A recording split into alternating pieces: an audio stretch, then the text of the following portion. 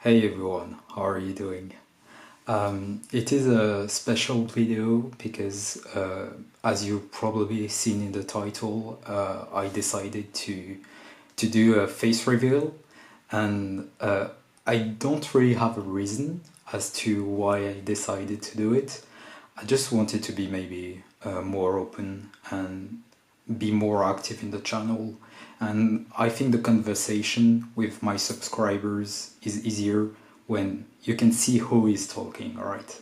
In my previous video, I decided to do a Q&A, so I told you if you wanted to submit a question, you could write through the Google form. So I'm going to answer the questions that I received.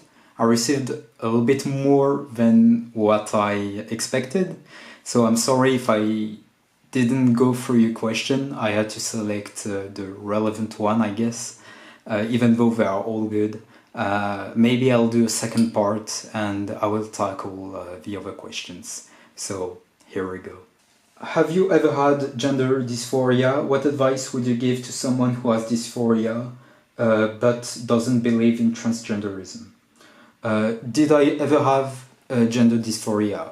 No, I would say no, but I want to specify something that is important.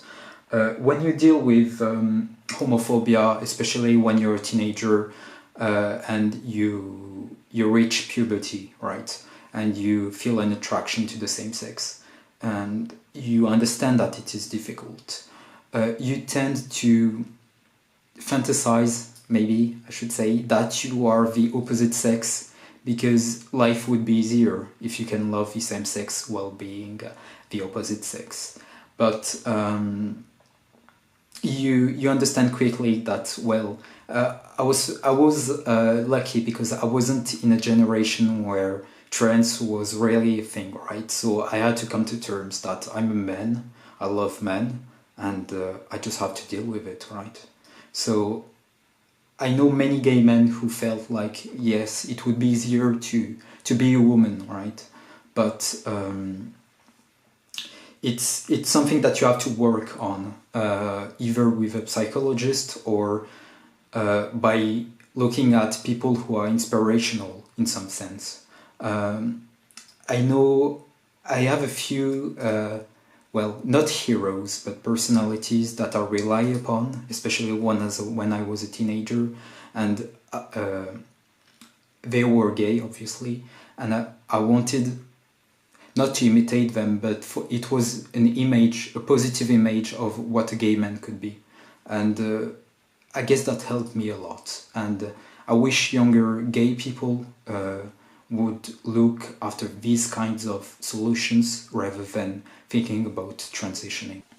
What advice would you give to someone who has dysphoria but doesn't believe in transgenderism?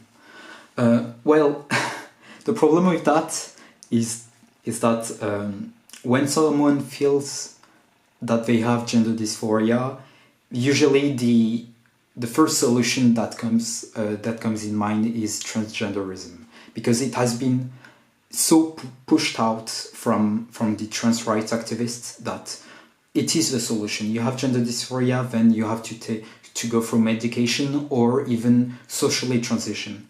I've met many detransitioners. I've talked to them through social media, and I learned a lot from them. What advice would I give? I don't think I have a position to give advice to them, but if you still want my opinion, I think you'll have to go through it as any other mental issues. So gender dysphoria is not curable per se, as in it's a mental thing. You're going to feel some year you're going to feel great in your body. And I'm not talking about body dysmorphia. I'm more talking about your body as in the gender that you feel more comfortable with, or the sex, I should say. And some years or some months you'd feel down and you want to go through the route of transgenderism. It is a mental exercise, and the only advice I can give, yeah, it's to see a psychologist, and obviously not one that is tailored to the transgenderism. So yeah, that's my advice to them. But I'm really sympathetic towards these people because I don't want them to be victims of the trans ideology. Second question, what are you studying? How do you deal with transparent activists in your organization? Do you have a boyfriend? Well, that's a lot of question. What am I studying? I'm studying accounting and finance. I just finished my master, so right now I'm looking for a job, and I'm a little bit excited, to finally finish studying and work, getting a salary. So yeah, that's what I'm studying. For the other question, how do you deal with transparent activists in your organization? I do not deal with them for the simple reason that there's not much to do with them. Their children are going to be the victims of this ideology, and it's easier to talk directly to the victims than the perpetrator, right?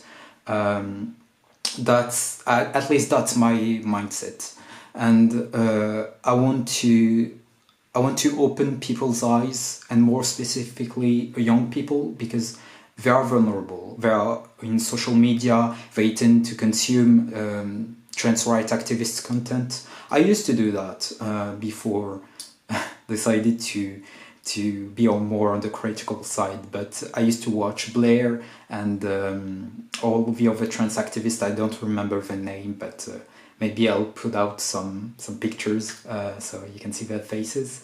I used to love their content. I was like, yeah, I was even against TERF, but I remember that it was Magdalene Burns that opened my eyes.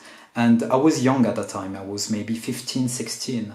And for me, it's important because for transparent activists, they're already adults, right? It's more complicated to change the mind of an adult than an impressionable young child, right?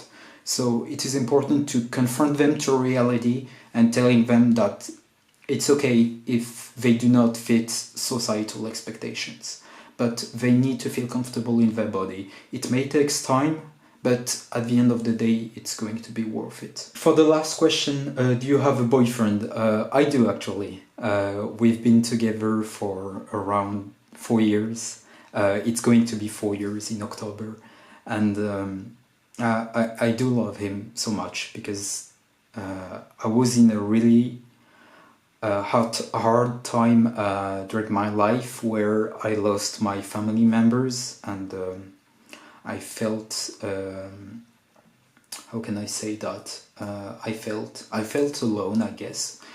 I decided to come out to my parents because of him. I mean, I should say thanks to him, because I just couldn't live a lie anymore. So I do owe him a lot, and yeah, I have a special attachment to this man, and maybe he will be on the channel. I don't know. He doesn't speak English though, like at all. Maybe we'll do a French conversation and I'll put the subtitles in English if you want to do that, because I did talk about him about this issue. He agrees with me. Well, we do have some divergence, especially around the topic of feminism. But at the end of the day, we still agree on the fact that the trans ideology is dangerous, especially for children. Hi, hope you're well. I'd just like to ask about what piqued trans you. Zoe XX. Okay. Thank you, Zoe, for your question. First, I'm doing well. Thank you. I hope you're doing well too. And what piqued me? It's a long story, but I'm going to make it short. I did publish a tweet about it, but I'm going to express it in more details here. So I came to Switzerland to do my to go to university and study. Right. So when I went from France to Switzerland, I didn't know anyone. So I wanted to make friends, and I decided to go on Grindr app to make friends. So I was really explicit. I said I'm looking for friends to hang out with, to show me around the city and so on.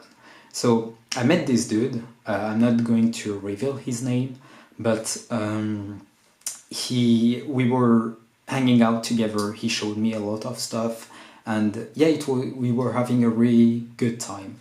And I remember one day he wanted to see me, and I was a little bit scared. I asked him what was it about, and he told me that he has feelings towards me. I have to first say that he was really effeminate, right? So I don't have any problem with that, but he just wasn't my type, and I explicitly said I was just looking for friendship. So I met him. I told him that I'm not interested. I'm just looking for friends, and I still considered him as my friend, right?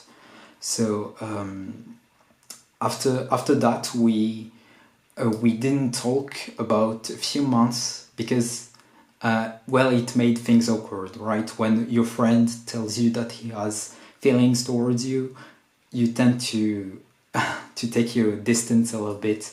So you want to not to hurt him in some ways. So when I was hanging out with him before this this moment, I remember that he received homophobic remarks from people. At one time, we were in the train station, and you know his clothing is very feminine. The way he walks, the way he puts even a little bit of makeup. But you know who fucking cares, right? He was my friend.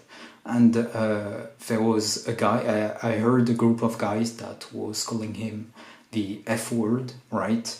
And he pretended not to hear. I told him, did you hear them? He said, yeah, but I don't care. But I saw that he felt defeated in some ways, which I can understand. And after the few months after the break, right, I saw him, and he revealed to me that he's actually a woman. He felt like a woman. And, well, I tried to be supportive. I didn't pick at the time, right? But I was like, I don't understand, what do you mean? He said that he's taking estrogen and he wants to be a woman. And I tried to be supportive. I didn't understand at that time, right? And the thing is that at that moment, there was a link that was made in my brain. I was like, the remarks that he suffered from with the people that were calling him the F word, and I guess his general life, where he even told me that it was difficult sometimes, and his family, he had some problems with his homosexuality. And I made the link, and I was like, it makes so much sense right now. He transed because he considered that it would be easier to be a woman. And at the time I was on the gender critical subreddit. It was a good time when it existed, and I was looking at it because I saw someone calling this subreddit a TERF subreddit. So I didn't understand. I was looking at it. I read some comments, and I was like, yeah, I cannot support this ideology. So I went deeper and deeper into the investigation, I guess, and I understood that it was just a conversion therapy. It's been years since I didn't see him, and the last time I saw him, he told me that he wanted to do vaginoplasty. I don't know if he did it, but if I were to see him right now, I would tell him that he shouldn't do it. He shouldn't mutilate his body for trying to feel right, because he told me that he felt dysphoria just looking at his dick, and it's it's just sad, man. I don't know. It angers me, but it saddens me at the same time. So that's it for the video. I hope that you are doing well, and I'll see you in the next video. I don't know what video I'm going to make. Maybe I'll do the second most voted on the survey that I posted, and yeah, I'll let you know when I'm going to upload it, maybe on Twitter. Anyway, have a good day. Shut up and sit down.